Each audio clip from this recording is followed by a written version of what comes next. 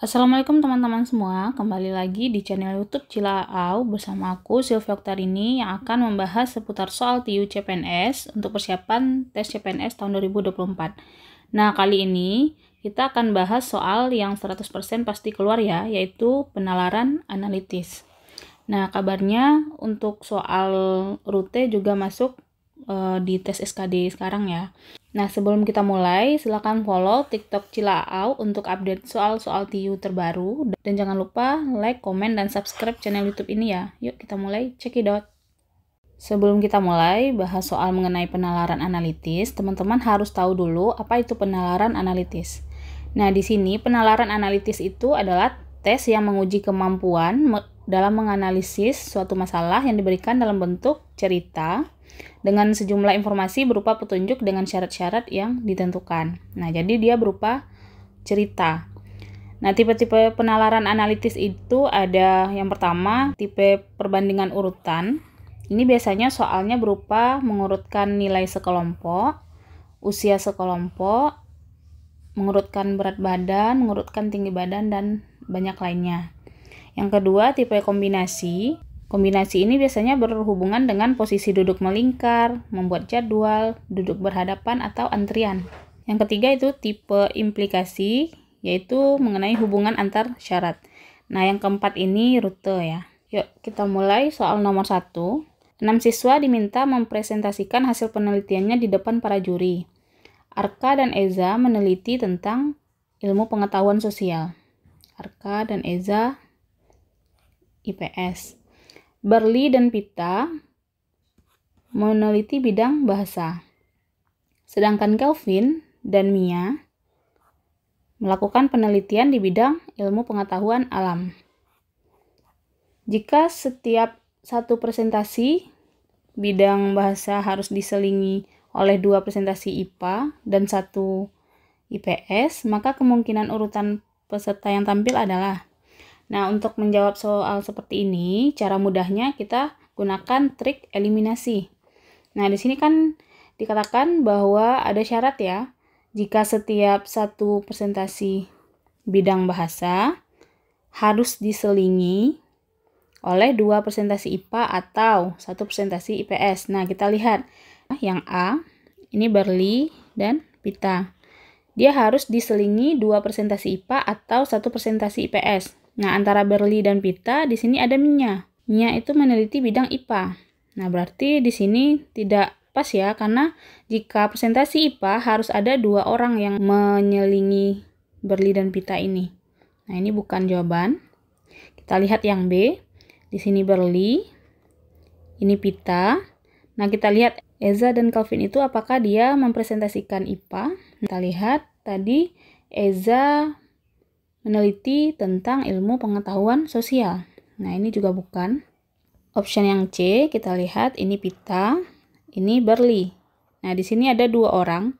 Jika di antara Pita dan Berli itu terdapat 2 orang, 2 orang ini harus mempresentasikan IPA. Nah, kita lihat. Mia mempresentasikan IPA, sedangkan Arka itu mempresentasikan IPS. Nah, ini juga salah. Yang D, ini Berli, ini Pita. Nah, di sini Arka. Kalau dia 1, berarti harus IPS yang dipresentasikannya.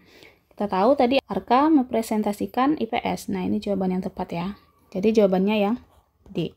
Nomor 2, sebuah perusahaan swasta yang tengah menawarkan pekerjaan memilih 1 dari 6 kantor konsultan yang masing-masing diwakili oleh Andi, Bayu, Ciko, Denny, Edi, dan Ferry untuk melakukan presentasi mengenai penawaran mereka di hadapan pimpinan perusahaan swasta tersebut.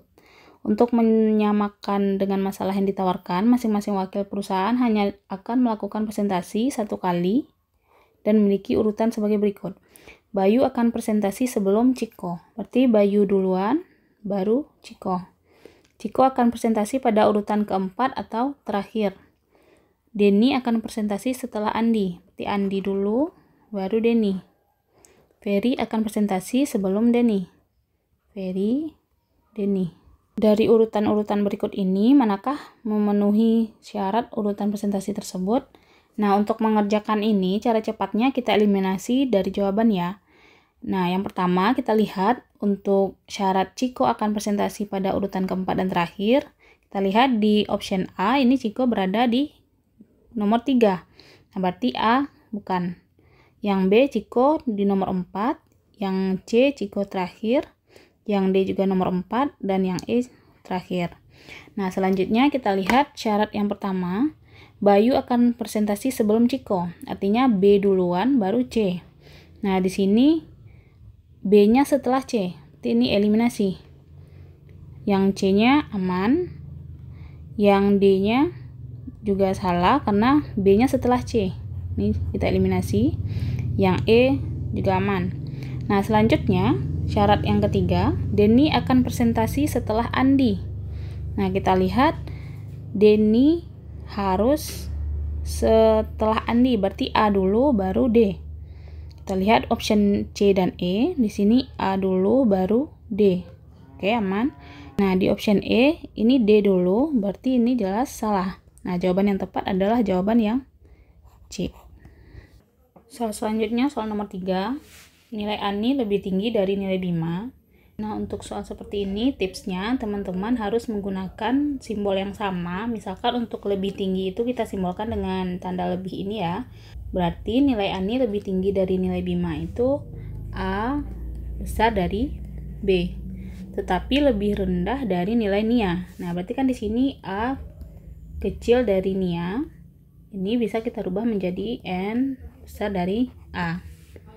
Ini N besar dari A. Nilai Nia lebih baik dari nilai faktur, berarti N lebih dari F, tetapi lebih rendah dari nilai sila. Di N ini lebih rendah, berarti silanya lebih tinggi daripada Nia.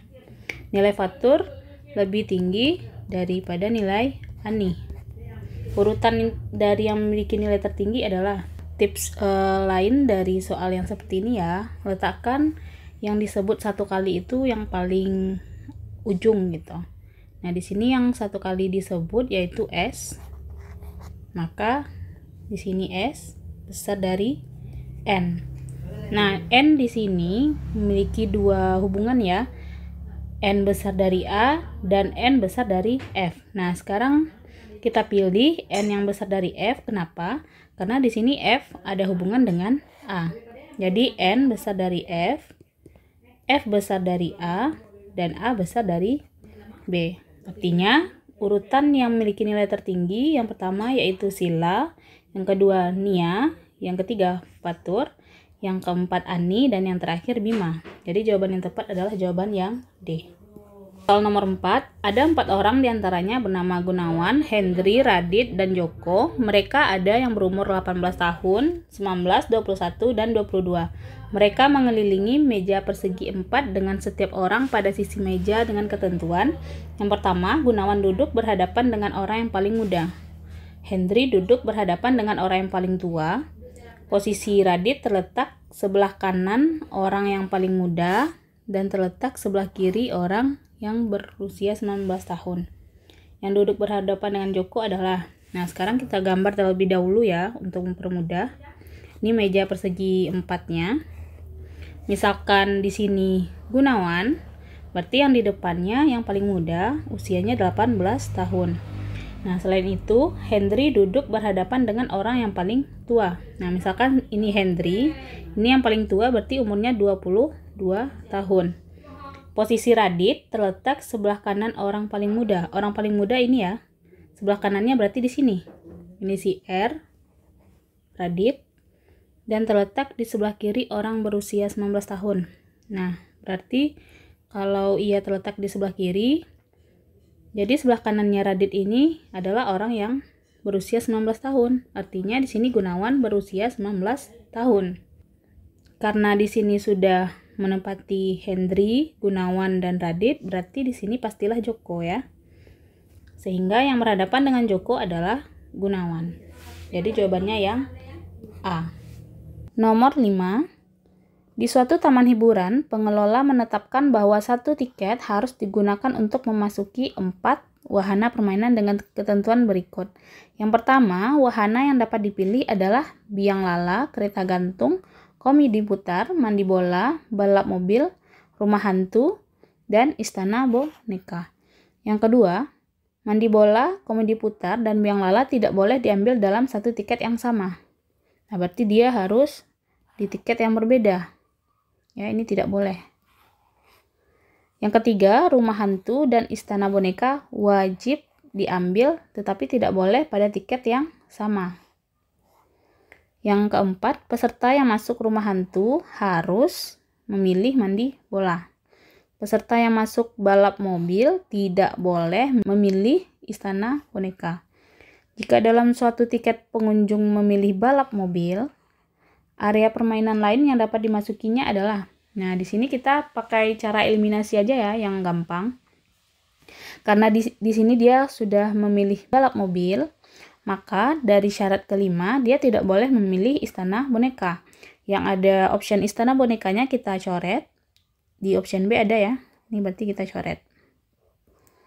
Nah, selanjutnya di option yang ketiga, rumah hantu dan istana boneka wajib diambil tetapi tidak boleh pada tiket yang sama.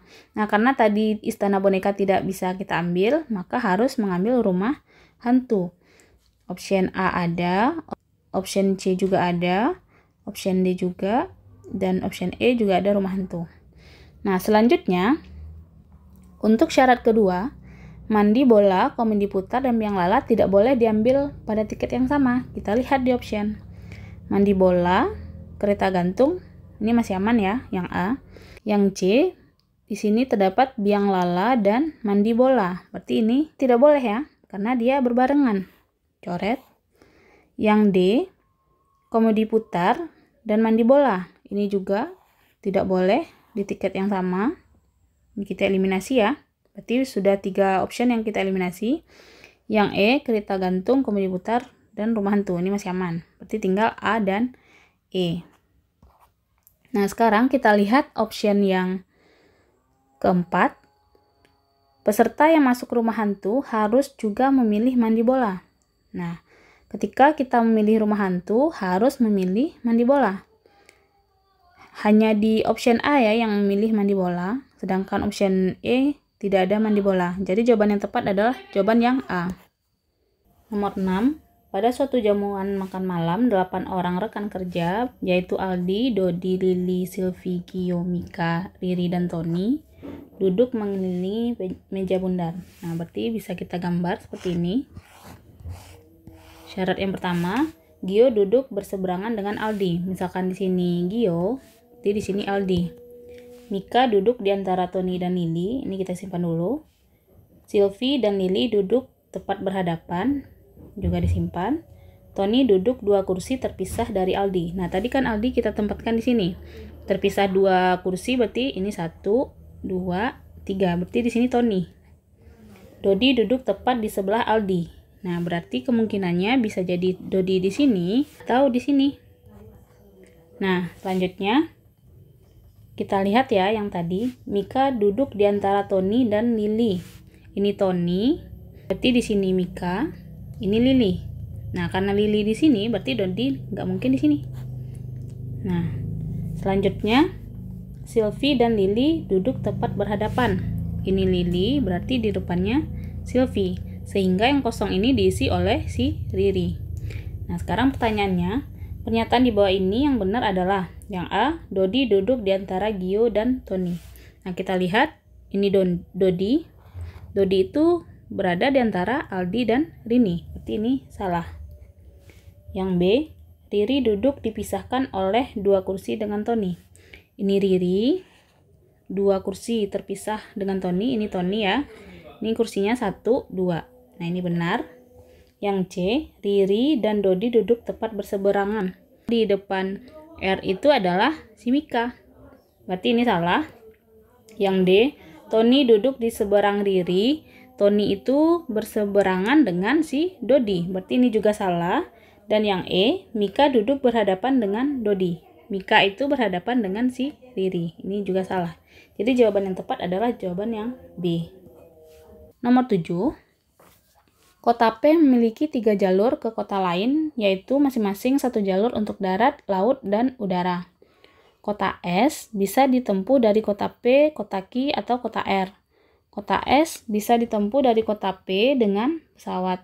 Kota Q hanya dapat ditempuh dari kota P dengan jalur laut dan R dengan jalur darat.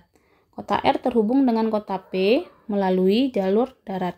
Berapa banyak pilihan jalur yang dapat digunakan dari kota P ke kota S? Nah, di sini berarti awalannya kota P, akhirannya kota S.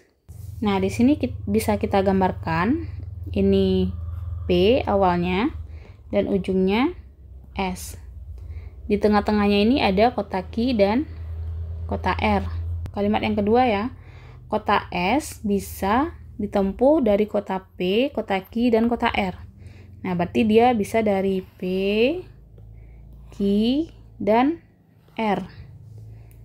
Kota S bisa ditempuh dari kota P dengan pesawat. Artinya dari P ke S itu menggunakan pesawat atau jalur udara. Selanjutnya, kota Q hanya dapat ditempuh dari kota P dengan jalur laut.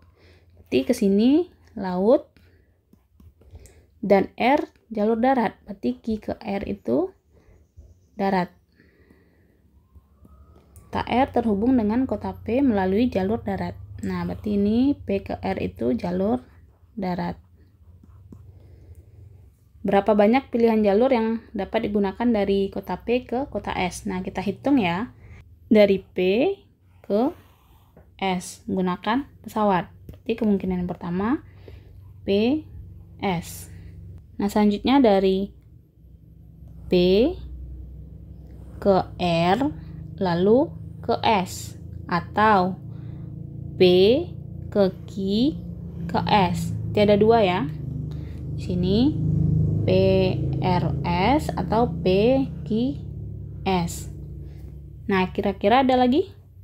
Nah, ada ya. Pilihan yang lain bisa dari P ke Q, lalu ke R, lalu ke S. Atau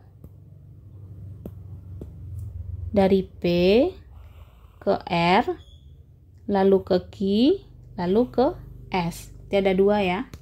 Sini P Q R S atau P R Q S. Nah, berarti ada 5 jalur. Jawaban yang tepat yaitu jawaban yang D. Untuk nomor 8, silakan teman-teman coba dan jangan lupa tulis jawabannya di kolom komentar ya. Bye-bye.